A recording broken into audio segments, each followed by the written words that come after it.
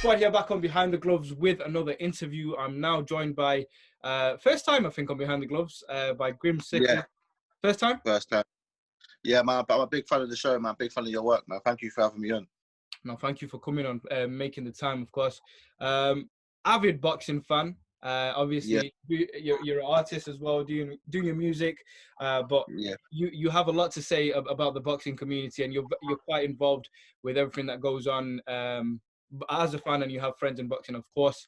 First of all, though, to our viewers who don't know you, let them know where they can find you and what really your work is, your genre, and whatnot. First and foremost, I do music. Part of the grime scene, but also like I tour with Mike Skin on the streets as well. We've done a few big gigs. Worked with like the JK, Chipmunk, Gets, Jamie, Craft FM. I've worked with most of them. Still quite active in the music, man. But obviously, I always feel in today's age, music's not enough to do. You always need something else. I find in this influencer age. So, hopping into the boxing scene as well. Yeah, for sure. I think it's important to keep your avenues open. But yeah, for people who are interested, and before we get into boxing, how did you come about sort of getting into the grime scene? Because grime is huge now. It's become the culture in the UK and whatnot. Everyone listens to it. Everyone has sort of a side to tell, a story to tell in it. How did you sort of come about, making your move? Just by listening to the likes of Wiley and Dizzy Rascal growing up, and I loved grime. I thought it was the first music where my voice fitted on the tempo of the music without sounding American, and that's what got to me. Music's my first love, and then I got picked up by Mike Skinner, and ever since then, bro, I've just been riding the wave, man. So I've got a cult following, big fan base. I'm not like leaving music for boxing. My music's so strong. I'm still flying, but I love boxing as well, and it's playing a big part. So I don't see no reason why I can't do both. Yeah. What's your sort of when you say that though? I'm kind of intrigued. When you want to be more involved in boxing, what side are you kind of talking about? What you're looking to get into? Punditry. Mm-hmm. Do you know like what I'm seeing in football at the moment? They've got people like Steve-O the Madman and Poet. Yeah, I'm trying to be that person in boxing like that. Yeah, for sure. I think having those type of people definitely brings more eyes to the sport, and it diverses the culture a little bit, because in football you saw that shift within the last few years where influence and it made it more fun for the younger generation to sort of understand and break down the game as well. Yeah, and it's coming from like a person like the ex-footballers. We don't always understand what they're saying or where they're coming from, but if you get it from someone like that we know, that's one of us, we might understand it a bit more. For sure, that's a very good point. Actually, this kind of drafts me into the first subject of boxing and music and people getting involved. I don't know if you've seen, I don't think a lot of hardcore boxing fans will know, but you've got all these guys, all these musicians from the US, like Lil TJ, Tory Lanez, all getting involved, wanting to box. What's your thoughts on that? Oh, yeah, I see that. Yeah, I just think it's all hype for the internet, man. Yeah. I think they make themselves look silly if they really get into the ring. But everyone loves to fight and everyone loves to watch a fight. So I think it's a great marketing tool. But I don't think they're really being serious. Why do you think they're being serious? Well, the first video I saw, I think it was what's his name now, Lil TJ, and I like Lil TJ. Yeah, his music's good as well. And what's his name? YK. I can't pronounce his second name. YK Arisi. Yeah, I know who you're on about. They had a little scrap with boxing gloves on a tennis court. The most random thing. And, I think I see that still. Yeah, Tory Lanez commented like, "Oh, your guys' footwork is terrible." Another artist is training with Jake Paul, and they're trying to make like a big celebrity boxing thing out of it. So I'm just kind of watching. I'm just watching it from a distance, like, okay, I'm gonna see where this one. Trying to copy what KSI done. Yeah. There's a lot of money to be made, man. They got the fan base to put the bums on the seats.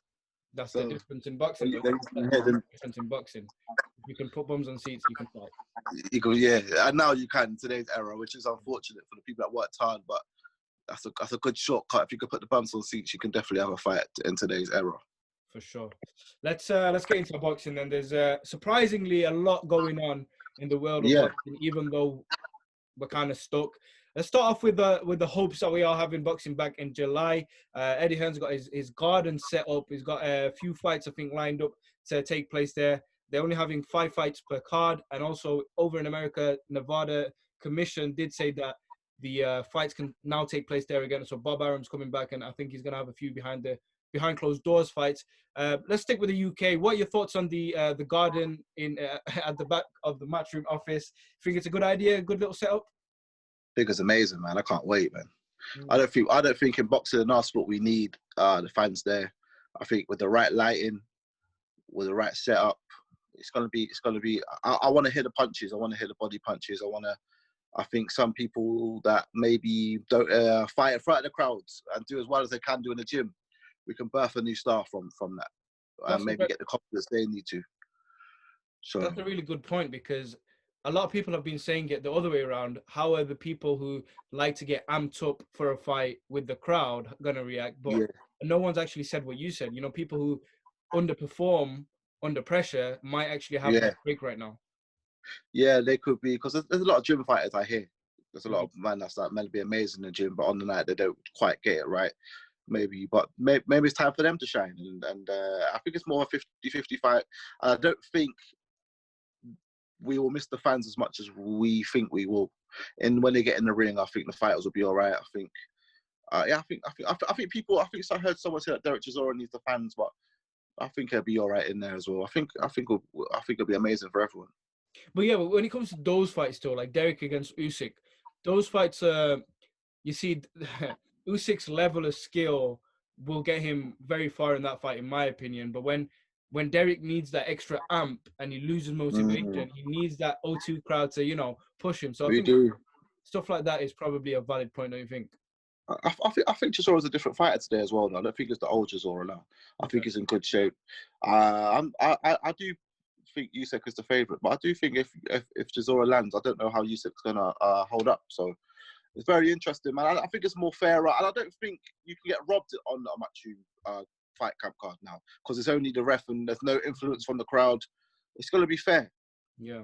So those are very good points. I gotta agree with you there, because a lot of times when you hear the crowd, I think it can have a massive impact on the judges' scoring, especially for an away fight. So we've seen it a couple of times recently.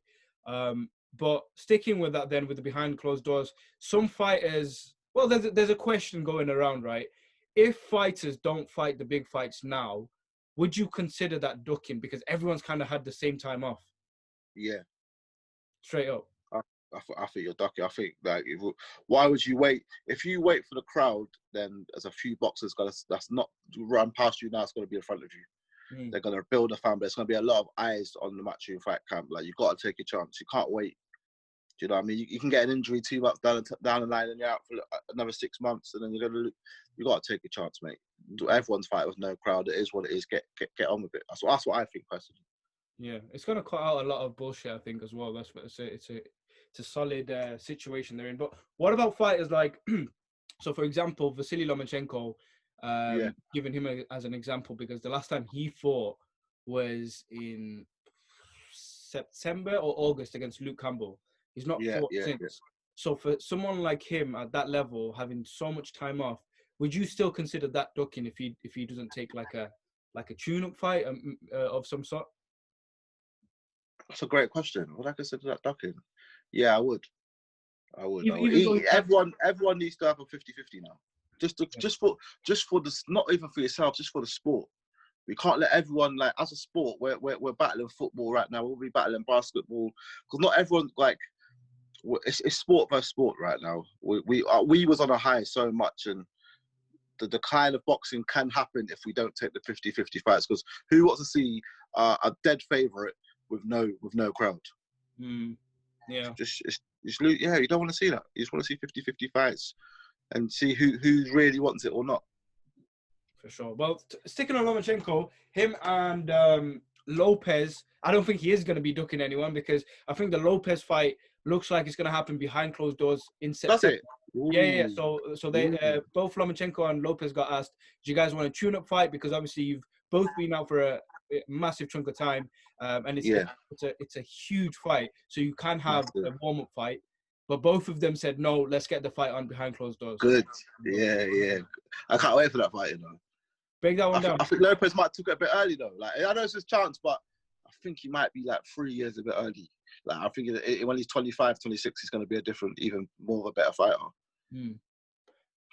Sticking with that though, because he is big for that weight.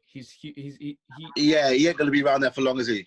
Exactly. Him, Devin Haney, those two fighters are huge at 135. And also, what about when he knocked out Richard Comey? Doesn't that give you the confidence? Flipping hell, wow, it's crazy. Mate, I'm so shocked. I thought that was a 50-50. Well, it was. It still is, but that bang he's got is flipping phenomenal. The power he carries at that weight. Like, not only like maybe Tank has got a bang like that at that weight. It's crazy bang. So doesn't that performance sort of give you the confidence that he could? Because I think, in my opinion, I can see him. Lomachenko's been tested at 135. He's been dropped at 135 by Linares. Yeah, I don't think Linares definitely is very skilled and one of the greats of this last era, you could say, in terms of. Yeah, he is. But he doesn't carry that type of power that someone like Lopez does. We've seen it now. We've seen Lopez's power. Yeah. I don't think. Oh yeah, I get what he's saying. But you know when Lomachenko got dropped, he got back up and absolutely battered Linares for embarrassing him. I think Lomachenko can turn it on against Garcia. I don't think he can afford to get tagged. But I do think that if Lopez catches Lomachenko, I'd be interested to see what happens. But I don't know how good Lomachenko's chin is. I couldn't tell you how good his chin is. I haven't seen it being tested enough. Well, but he's been dropped against. Linares, and then Luke, like I think he Campbell. was against Luke Campbell. He was very cautious at times because he did whenever he was at the end of a shot, he was kind of wary about it. It was. He is quite small on the 135 though. Do you know what I mean? I think he needs to go back down. Man. Yeah. I think he will. I think that's what they want to do with the Davis fight sooner rather than later. But that's definitely a topic. But what's going on with Davis? Sorry. No, it actually led me to what I was going to say. Davis, he's obviously fluctuating through the weights. He's at 135 1 minute, and then he's competing at super featherweight as well. He saw the video with Devin Haney and Floyd training together, and that's kind of pissed him off. He doesn't, because obviously Floyd's like his big brother or whatnot. He's kind of community, but Devin's sort of in the same category, weight category. And that is a fight to be made. I just want to say, first of all, do you think he has a right to be pissed off like how he is? Yeah, I was thinking the same thing. I'm glad you asked me that because I've been looking for someone to talk about that. I must be thinking Tank must be flipping having the amp with Floyd because Haney's in the private jet, in the training, and Floyd's proper like giving him some one-on-one great training. I would expect Tank to be jealous. Yeah. I would, and in the same way, it's like he's moved on. But do you know what? I think he's held Tank back for years, Floyd. I think Tank should be like a multi-weight champion by now. Yeah, definitely. He has the talent to be. Yeah, he's amazing.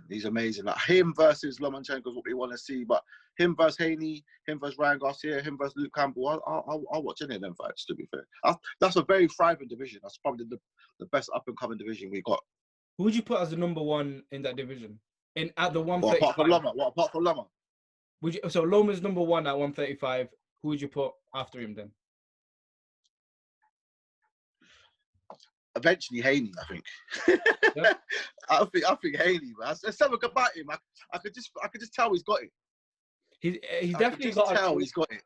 An aura about him as well, isn't it? Yeah, he's got it, man. Tank, I've seen him blow up too much, man. I've seen him fat. I've seen him scrap with a Brona. Luke Campbell, I think, has got a good shout. Ryan Garcia and Lopez, I think, are quite evenly matched. Yeah, probably Haney, yeah. But who else is in there? Lee Selby's in the mix as well. I know he's like, but he can have a scrap as well.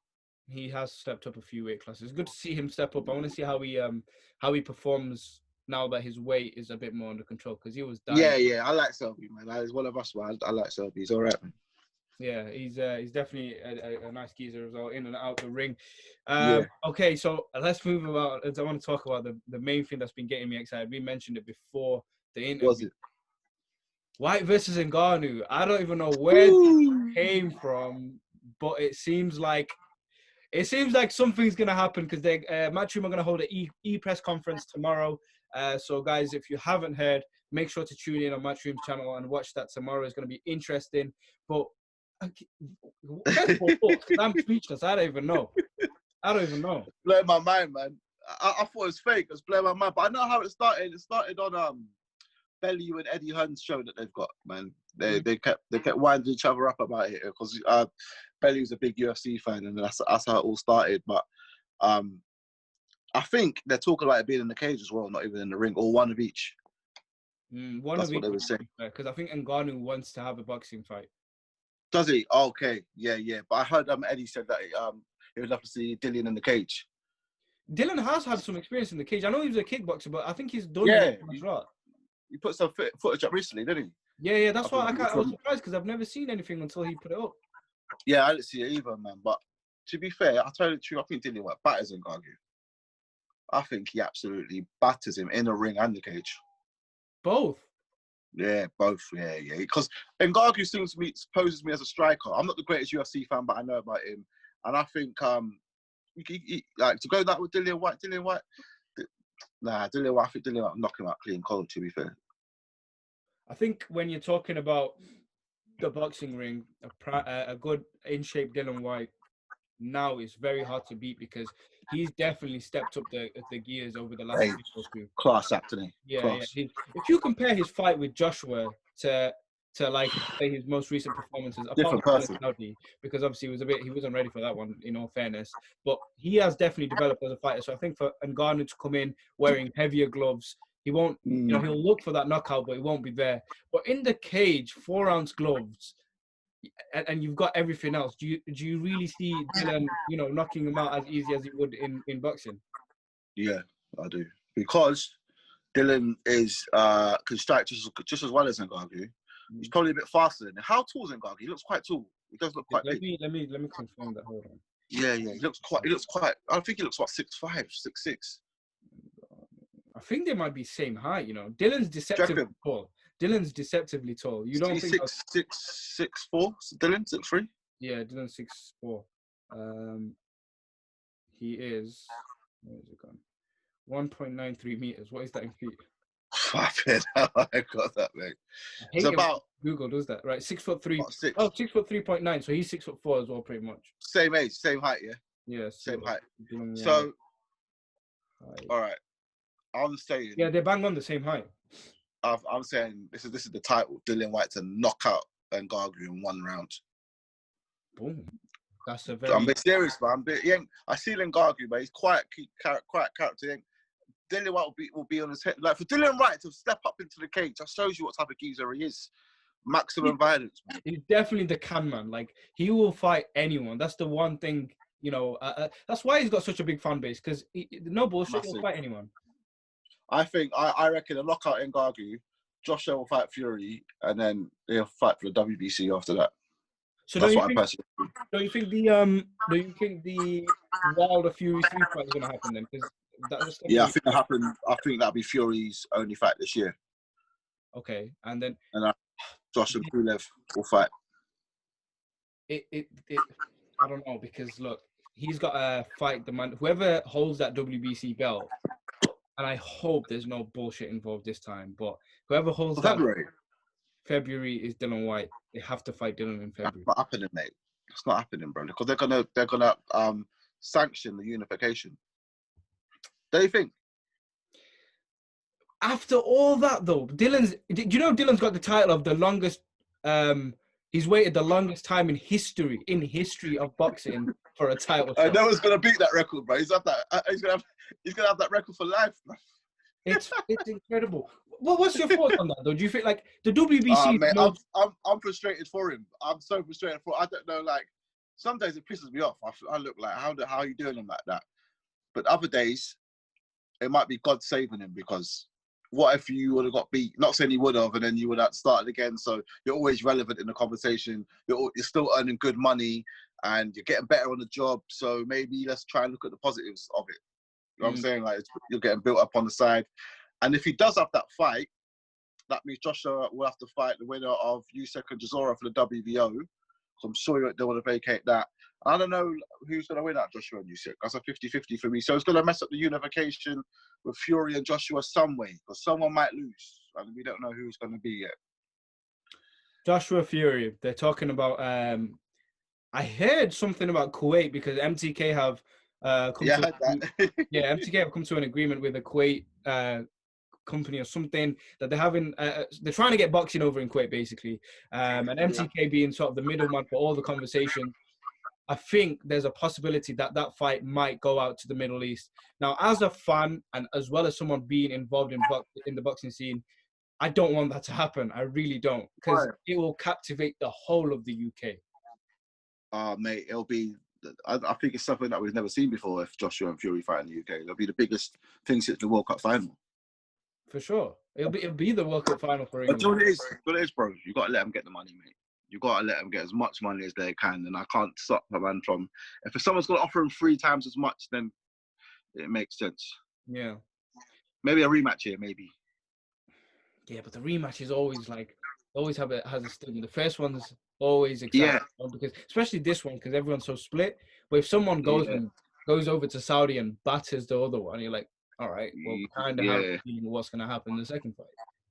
Yeah, I get that. But let's make them have the money, get the money first, because they're probably going to get a few hundred million each, mate, in a different country at least. So yeah, I don't blame them for getting the money. So I get it. But I would love it to be in Wembley in the ideal situation. And I think Fury will win as well. Okay, so yeah, that leads me to my next question. How do you break it down? How does Fury win? I'm Fury's biggest fan, man. I'm like Fury's. I'm like a stan. You I do follow have him everywhere. music about the Furies. Yeah. Got bruv, John Fury's biggest fan. I just love Tyson, man. Like as a person, even before Klitschko, I knew about him, like from the Chisora and all that. But yeah, flipping. I just think Fury will win that fight before he steps in the ring. But I would also like to say that I love Joshua as well. And I think if anyone can beat Fury, it's Joshua. I'm a big Joshua fan, but Fury will just move around that ring, man, and just ping, ping, ping, ping, ping, tire Joshua out. And I think if TKO him in about later rounds, I think Joshua will gas out. That's how I think Fury will win. The last person Fury beat and completely made a real massive statement is Deontay Wilder. Of course, everyone knows that. Yeah. But where does Deontay go in this situation? If he has that Fury fight again and loses, would you think it's time for him? You think it's time to call it a day? Yeah, definitely. If I was Wilder, I'll take 10 million to step aside and just let them have a fight and go and fight the winner. Why wouldn't you do that? That don't make you no Mexico man, Deontay. Makes you get 10 more million in your pocket. Then you can have a unification. Because I don't think you'll beat Fury 10 out of 10 fights. I think Fury will beat you 10 times. Just can't beat him, mate. Can't beat. Yeah, built for him. But against Joshua, you got a good. I still think Wilder's got a great chance against Joshua. I think that's a real 50-50. Whoever lands first wins that fight, in my opinion. Andy Ruiz is still in the mix, by the way. I want to. Yeah, Ruiz is wicked. I know it's with Canelo's team, bro. He's a maniac, bro. Have you seen that camp? Yeah, you got flipping him, Canelo. Who else is in there? Him, Canelo, Ryan Garcia, Oscar Valdez, and there's another two. There's Frank. Yeah, there's like Ngannou or something at end. That's I know. Martinez, the guy that beat the guy that had the Charlie Edwards. Yeah. Martinez. He's a problem. He is, mate. Flipping hell, bro. That's why I think Charlie joined Frank Warren because I think he signed Martinez straight after the fight. That's why I think Charlie Edwards joined them. But I like Martinez. That's probably the best camp in boxing at the moment. And I think Ruiz, I see him running. He's getting slimmer. He's doing his runs. He's doing his press-ups. I see him what he's doing. I would like to see him fight Chisora Usyk winner. See where he is. Yeah, that one's the difficult one though because unless they go with the unification route, they won't be able to. Who do you think Ruiz should fight next? Luis Ortiz. In my opinion, right, and both of them are under the same banner. If Wilder doesn't fight Fury, I think Wilder versus Ruiz is a good fight. And I think Wilder will knock him clean out, mate. You think? Clean out, bro. Wilder's a problem. Do you know Wilder? I can't not think he's rubbish because Tyson Fury's going to beat everyone. I think Wilder is just a problem. Like Wilder's punch will knock Ruiz clean out, bro. Clean out, bro. You see, Ruiz got a chin as well. Exactly. Fury, the second time, what did he do? He took it straight to Wilder. Like, he ran across the ring. Yeah. What's But Joe Fury's great at riding the shots, bro. Do you know how many times Wilder caught Fury in the first 2 rounds? Clean. Yeah. He rides them. I don't know how he does it. So he just takes a little bit of impact off. He just rides the shots, bro. It's like, not everyone can do that. And Ruiz, he's not fast enough to get out of the way, bro. But don't you think his style of coming forward, solid head movement, countering the shots as he did, and even if you watch back that first Joshua fight when Joshua was committing, them first 2-3 rounds wasn't exactly all Joshua. He was digging the body. He was in the middle, breaking him down. So against Wilder, the one way of him beating Wilder is to come forward, and that's what Ruiz is known for. Yeah, I do think that, but I think when Wilder catches Ruiz, which he will, I don't think Ruiz is firm in it. Yeah, I don't think I don't think so. I think Ruiz will probably win every round until he gets punched. Fair enough. All right, last question. As a fan, what fight do you want to see in 2020? Suppose we come back. What's the main one we need to get out there before we head into Billy and Canelo behind closed doors, so Billy can get a fair crack of the whip. Do you think it's gonna happen? Big Billy fan. Yes, bro. I think Canelo needs to fight this year to get ready for Golovkin 3. And I think Billy will beat Canelo behind closed doors, bro. I do, bro. I'm his biggest fan as well. I think Billy will win, bro. I think that Billy's, if anyone's got a chance of beating Canelo, you have to give it to Billy Joe. Just the way he fights. Yeah. Behind closed doors, he'll definitely win, bro. Like, no, I'll put a big chunk of money on Billy beating Canelo behind closed doors. If he would have fought on Cinco de Mayo, bro, he could have knocked Canelo out and he still would have got a draw, bro. Never will beat Canelo on that day, bro. Never would have beat. He should never have took that fight. That's Canelo's day. You're not going to beat him. But against, I get where you're coming from behind closed doors. If that, did you see his statement on the Matchroom show thing when he was like, I fought at a half-empty Stevenage football club. So fighting behind. That's what swayed me. That's what swayed me, man. But that fight, and I want to see Dubois and Joyce as well. I'd love to see that one as well. And I want to see Ammo Williams versus Fowler. I want that one as well. That's a tasty one. I spoke to Fowler the other day about it, and are they the same weight though? I think they are. I think Fowler's at 150, like 154, light middle. Oh yeah. I think Ammo's the same. He's either he looks like a 147 though. He looks like a little 147 though. No, I think he's a chunky little 154 or middleweight even. Is he? He fluctuates a little bit. So because he's fucking. That's a good fight, man. I know he's only had 5 fights, but Ammo Williams is like it's like Devin Haney, bro. He's like a future legend of the sport. Yeah, you think that's a strong statement? The guy's not been boxing long. He's definitely shown us. No, but what I've seen, there's something there as well. Yeah. Do you know what I mean? So, yeah, man, that's it, bro. That's for me. Yeah. Awesome, man. Well, I appreciate your time. Any final words to anyone watching, all the boxing fans? Yeah, big up, man. Stay locked in behind the gloves. Like, we should do this more often. Shit, sorry, someone rang my phone. Sorry. Yeah, we should do this. We should do this more often, man. For sure. We can make it a thing talking about boxing. Yeah. Hey Fight fans, it's Michelle Joy Phelps. If you haven't already subscribed to my YouTube channel, make sure you go ahead and do so by clicking this icon right here and hit the bell button so you can get notified every time we upload a new video. And we also have a free app available on iTunes and Google Play. So make sure you go and download that. Bye Fight fans.